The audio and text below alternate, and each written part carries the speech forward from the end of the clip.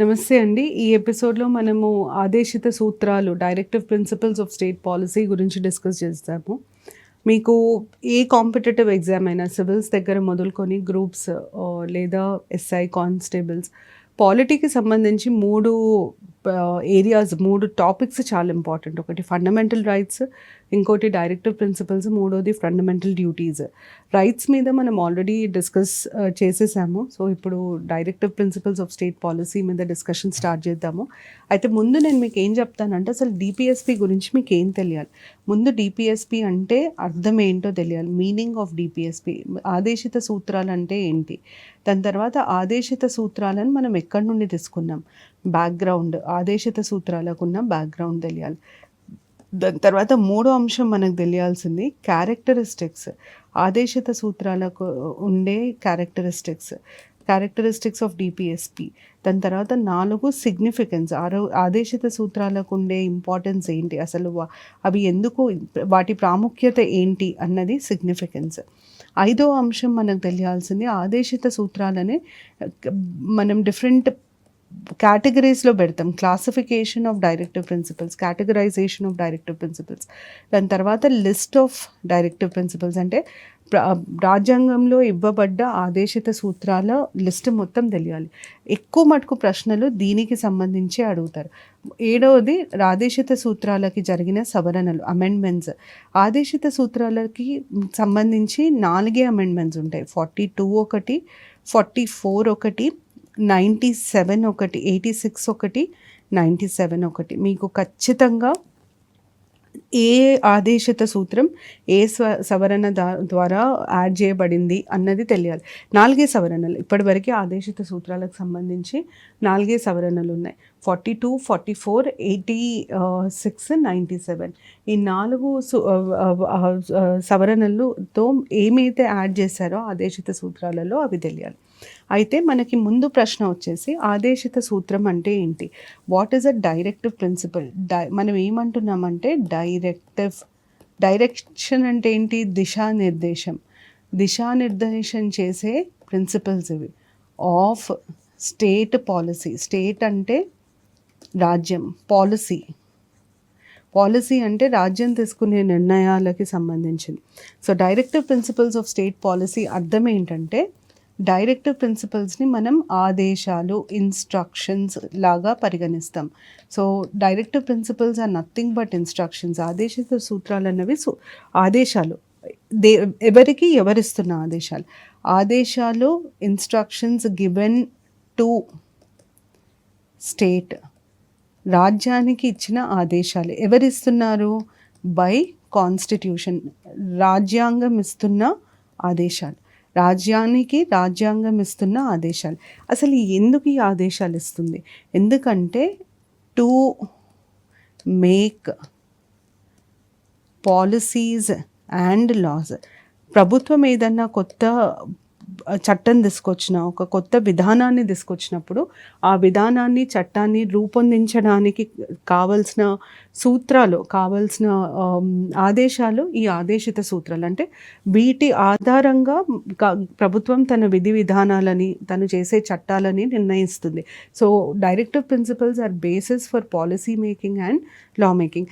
మరి ఎందుకు అసలు ఈ ఆదేశాలు ఎందుకు ఇవ్వాలి, విధి విధానాల రూపొందనలో లేదా చట్టాలు చేయడానికి ఈ ఆదేశాల అవసరం ఏముంది అంటే to ensure that there is welfare state. భారతదేశం ఒక వెల్ఫేర్ స్టేట్ అంటే ప్రజల డెవలప్మెంట్, ప్రజల వెల్ఫేర్ చాలా చాలా important. To develop a welfare state, to ensure మనం సోషలిజం గురించి ముందు మాట్లాడాం.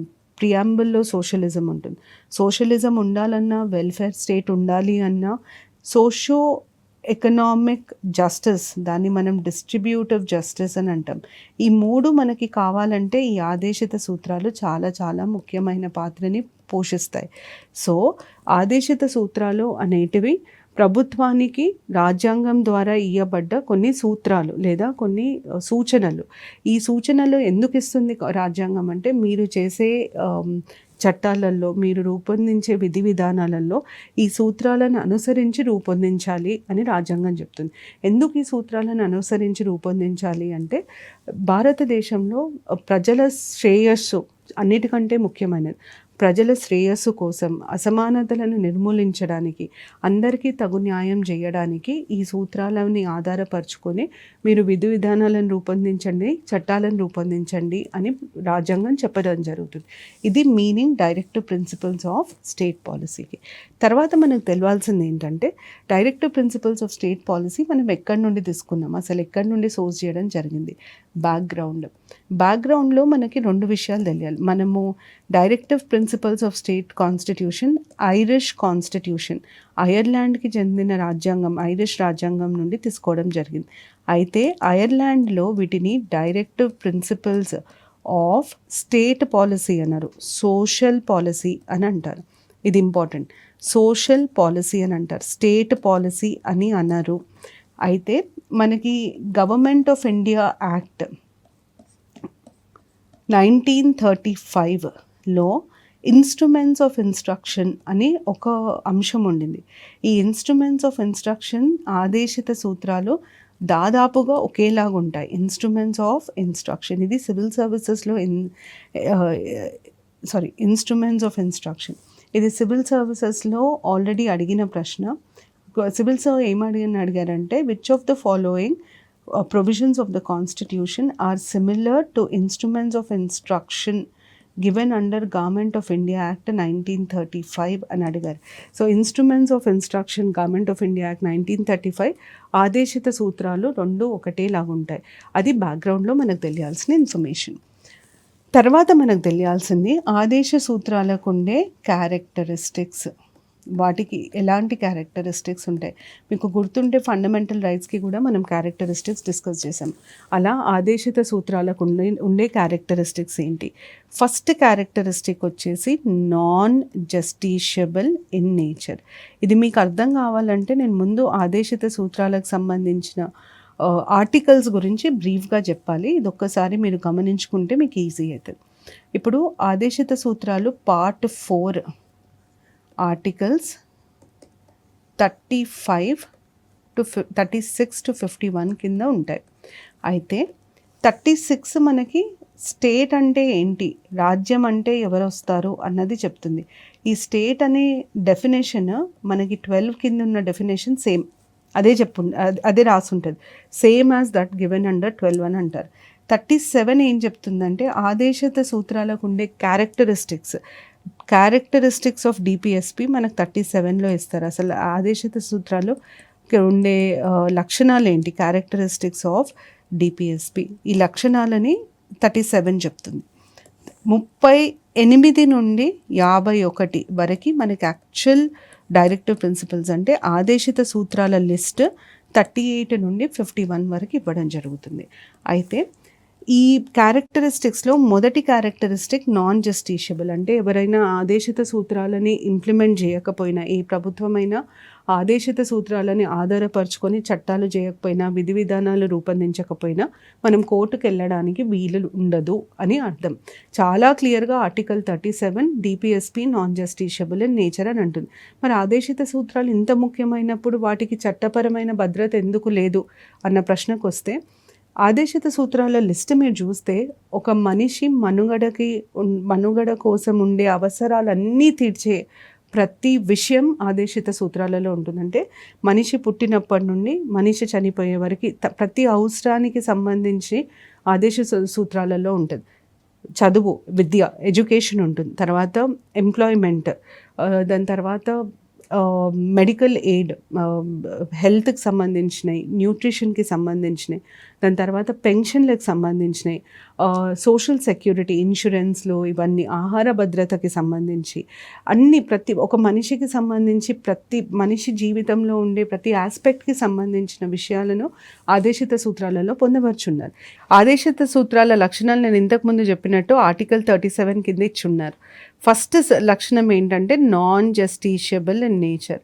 అంటే అర్థం ఏంటంటే ఆదేశిత సూత్రాలని ఆధారపరుచుకొని చట్టం చేయకపోయినా లేదా ఆదేశిత సూత్రాలను ఆధారపరుచుకొని విధి విధానాలు నిర్ణయించకపోయినా మనం కోర్టుకెళ్ళే హక్కు ఉండదు. అంటే ప్రభుత్వం ఆదేశిత సూత్రాలని ఖచ్చితంగా పాటించాలి అని ఏ రకమైన నిబంధన లేదు అని అర్థం.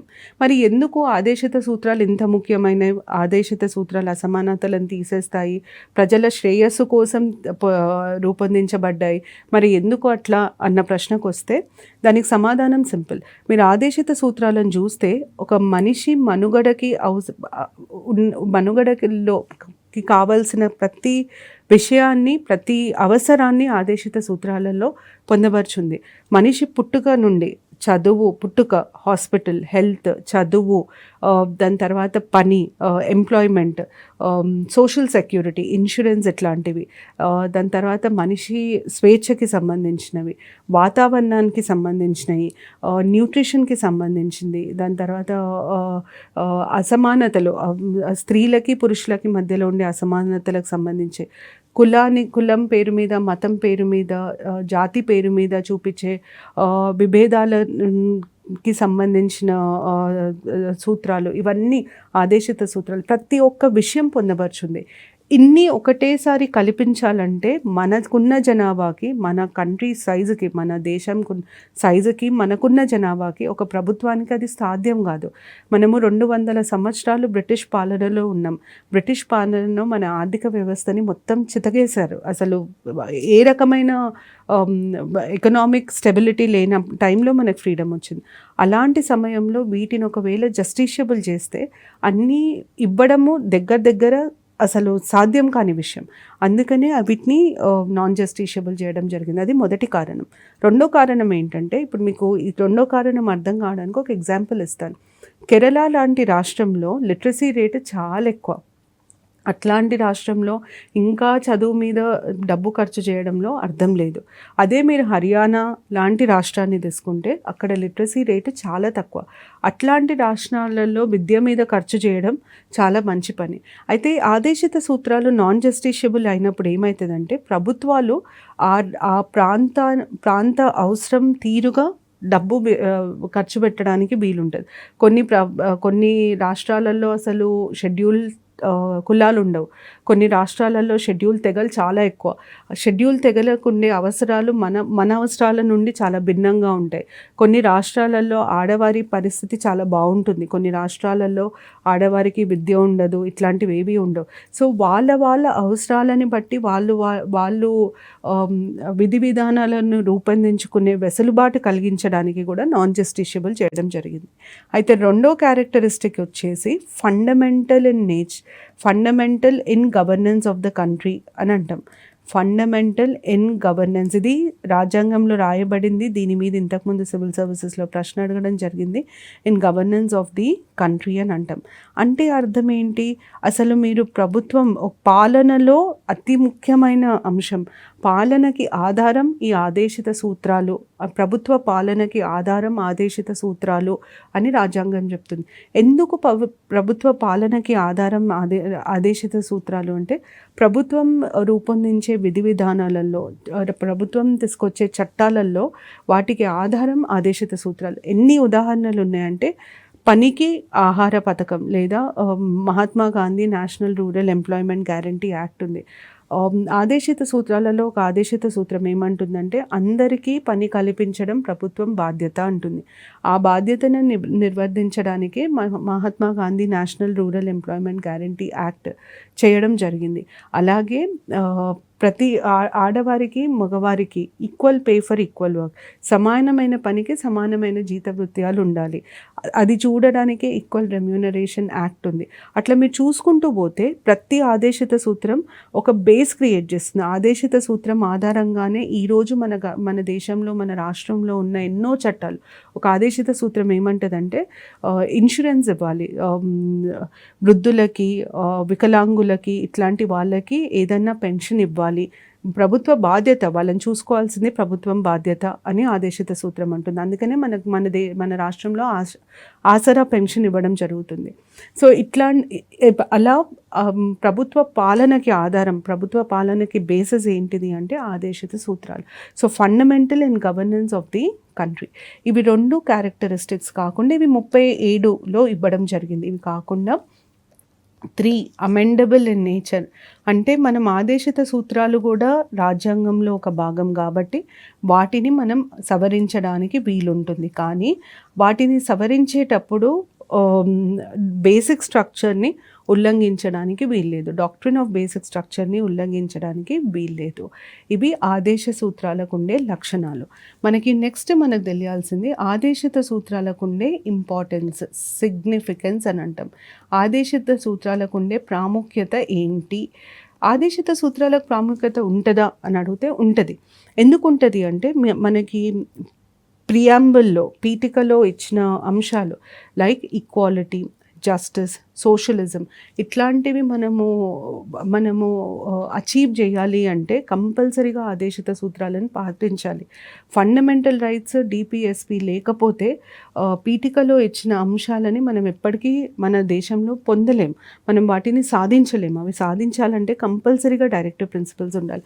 సో ఫస్ట్ సిగ్నిఫికెన్స్ ఏంటంటే ప్రియాంబుల్లో ఇచ్చిన ఆబ్జెక్టివ్స్ లేదా ఎయిమ్స్ని అచీవ్ చేయాలంటే డిపిఎస్పి చాలా చాలా ఇంపార్టెంట్ టూల్. డైరెక్టివ్ ప్రిన్సిపల్స్ని ఇంప్లిమెంట్ చేస్తే ప్రియాంబుల్లో ఇచ్చిన ఆబ్జెక్టివ్స్ ఎయిమ్స్ని అచీవ్ చేయొచ్చు.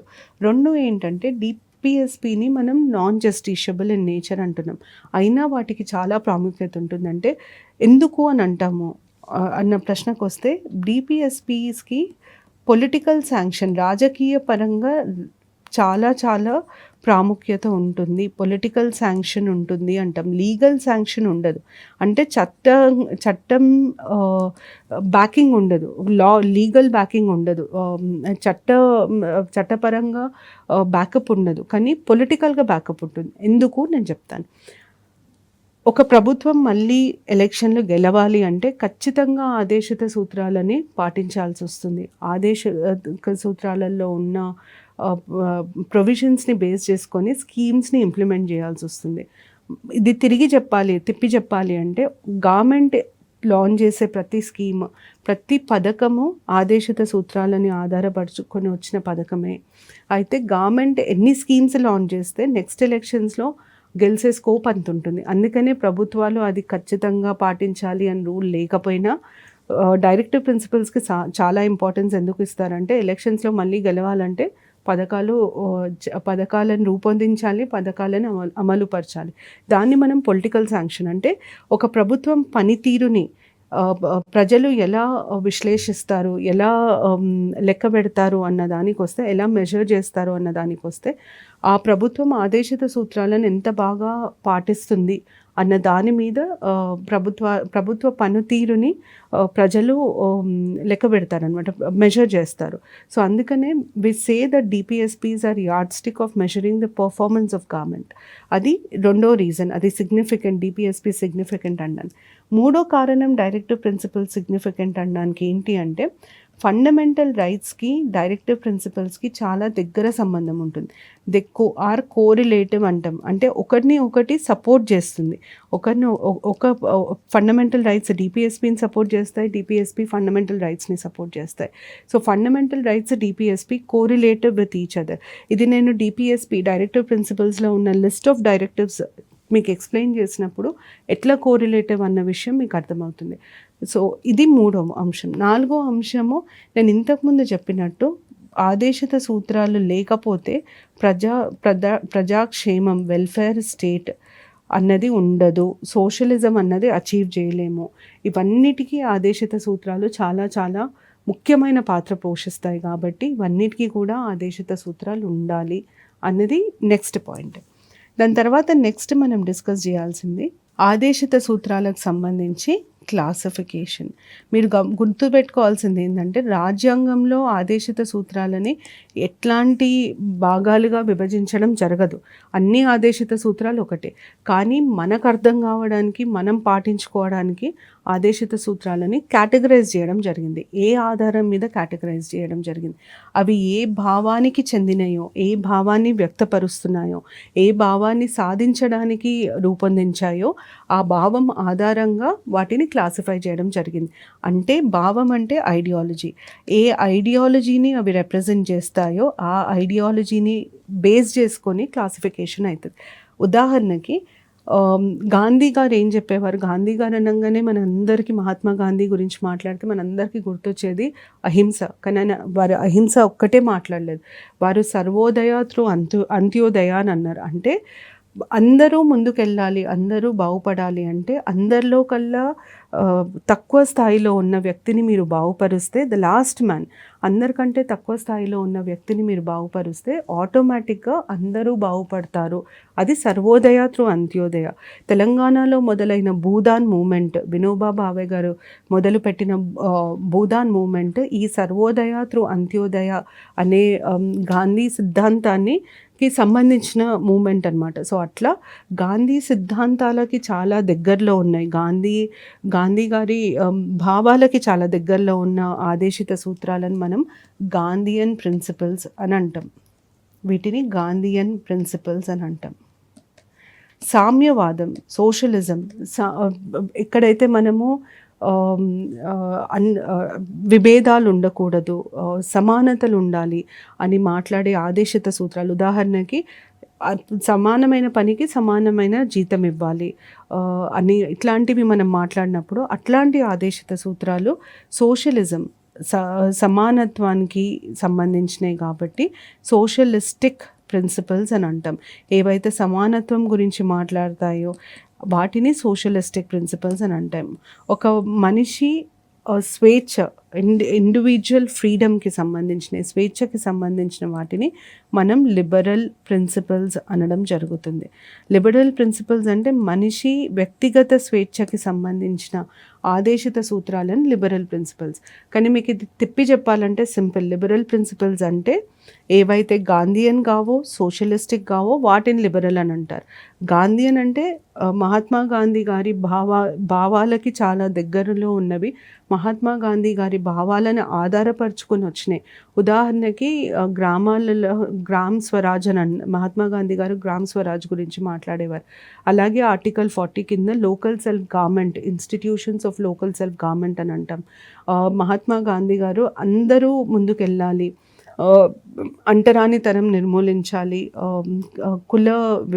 కులం ఆధారం మీద ఎలాంటి విపక్ష ఉండకూడదు, ఇట్లాంటివి చెప్పారు. అందుకనే ఎస్సీ, ఎస్టీ, బీసీ వీరికి సంబంధించి వాళ్ళని ముందుకు తీసుకొచ్చే వాళ్ళ వెల్ఫేర్కి వచ్చిన స్కీమ్స్ అన్నీ గాంధీయన్ ప్రిన్సిపల్స్ కిందికి కౌంట్ చేస్తాం. గాంధీ గారు మనం ఎప్పుడైతే గ్రామ్ స్వరాజ్ అని అంటామో, గ్రామాలు స్వయం ప్రాతిపదికన ఉండాలి అంటే వాటి ఎకానమీ చాలా పటిష్టంగా ఉండాలి, గ్రామాలలో ఉండే ఆర్థిక వ్యవస్థ చాలా పటిష్టంగా ఉండాలి. అక్కడ గ్రామాల ఆర్థిక వ్యవస్థ ముఖ్యంగా వ్యవసాయం మీద ఆధారపడి ఉంటుంది. వ్యవసాయానికి అనుబంధంగా ఉండేది పశు సంరక్షణ. అందుకనే ప్రొహిబిషన్ ఆన్ కౌ స్లాటర్, పశువులని చంపొద్దు, ఆవులని చంపొద్దు అన్న ఈ ఆదేశిత సూత్రాన్ని కూడా మనం గాంధీయన్ ప్రిన్సిపల్ లాగా పరిగణిస్తాం. సోషలిస్టిక్ వచ్చేసరికి సమానత్వం, సామ్యవాదం గురించి, సామ్యవాదం కాబట్టి సమానత్వము, డిస్క్రిమినేషన్ ఉండకూడదు, విభేదాలు ఉండకూడదు, అంటే వేరుగా చూడకూడదు, ఇట్లాంటివన్నీ సమానత్వం కిందికి వస్తాయి. అందుకనే అందరికీ పనికి తగ్గ జీతము, అందరికీ పని ఉండాలి. దాని తర్వాత లేబర్ ఎవరైతే ఉంటారో కార్మికులకి ఫ్యాక్టరీలలో, మైన్లలో యజమానంలో ఒక భాగం అంటే ఒక రిప్రజెంటేషన్ ఉండాలి, ఆడవారికి మెటర్నిటీ లీవ్ ఇవ్వాలి. ఇట్లాంటివన్నీ సోషలిస్టిక్ ప్రిన్సిపల్స్ కిందికి వస్తాయి. గాంధీయన్ సోషలిజం కానివి యూనిఫామ్ సివిల్ కోడ్ అని అంటాం. యూనిఫామ్ సివిల్ కోడ్ అంటే అందరికీ ఒకటే రకమైన చట్టం ఉండడం, అందరి వ్యక్తిగత జీవితానికి సంబంధించిన అంశాలలో నిర్ణయం తీసుకోవడానికి వాడే చట్టాలు ఒకటేలాగా ఉండడం. అంటే పర్సనల్ లాస్ ఉండొద్దు, హిందువులకి వేరే చట్టాలు, ముస్లింలకు వేరే చట్టాలు, క్రిస్టియన్లకు వేరే చట్టం ఉండకూడదు, అందరికి ఒకటే చట్టం ఉంటుంది. దాన్ని మనం యూనిఫామ్ సివిల్ కోడ్ అని అంటాం. ఈ యూనిఫామ్ సివిల్ కోడ్ అన్నది ఒక వ్యక్తిగత జీవితానికి సంబంధించింది, అందుకనే అది లిబరల్ ప్రిన్సిపల్. ఇంకా ఇట్లాంటివి కాకుండా వేరేటివి కూడా ఉంటాయి, ఏవైతే గాంధీయన్ సోషలిజం కిందికి రావో. ఉదాహరణకి ఎగ్జిక్యూటివ్ని, జ్యుడిషియరీని సపరేట్ చేయాలి, చారిత్రాత్మక కట్టడాలని సంరక్షించాలి, పర్యావరణాన్ని సంరక్షించాలి, ఇట్లాంటివన్నీ లిబరల్ ప్రిన్సిపల్స్ కిందకి వస్తాయి. మీకు ఎగ్జామ్లో చాలా మటుకు Gandhian principles, socialist principles, liberal principles గురించి కూడా అడుగుతారంటే which of the following directive principle is a Gandhian principle. Is not a socialistic principle, is a liberal principle, ఇట్లాంటి క్వశ్చన్స్ కూడా వస్తాయి. మీకు లిస్ట్ చాలా ఇంపార్టెంట్. గ్రూప్ 2 గ్రూప్ 3లో అయితే ఖచ్చితంగా డిపిఎస్పిని బేస్ చేసుకొని కనీసం ఒక 3-4 క్వశ్చన్స్ వచ్చే ఛాన్సెస్ ఉంటాయి. అందుకనే మొత్తం లిస్ట్ యాజ్ ఇట్ ఈస్ తెలుసుకోవడం చాలా చాలా ముఖ్యం. ఇది క్లాసిఫికేషన్. మనం నెక్స్ట్ డిస్కస్ చేయాల్సింది లిస్ట్. అయితే లిస్ట్ కంటే ముందు నేను ఇంతకుముందు కూడా చెప్పినట్టు అమెండ్మెంట్స్ చాలా జాగ్రత్తగా చూసుకోవాలి. సవరణలకి సంబంధించిన అంశాలు చాలా జాగ్రత్తగా చూసుకోవాలి.